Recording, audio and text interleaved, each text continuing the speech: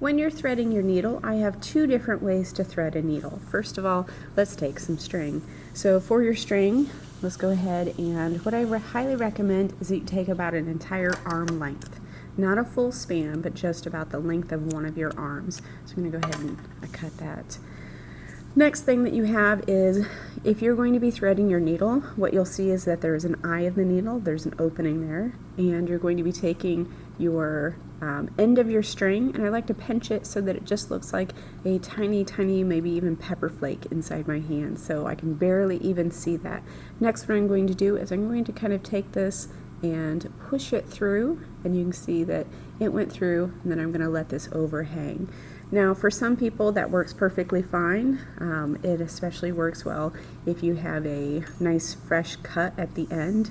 However, sometimes that is difficult for some people. So what you're going to find is you'll find these little paper strips. These little paper strips are for you to make it easier. So whatever way works for you is what you're going to need to do. So these little pieces of paper, you're going to fold these in half, and you want to make sure that you have a nice crisp crease right there.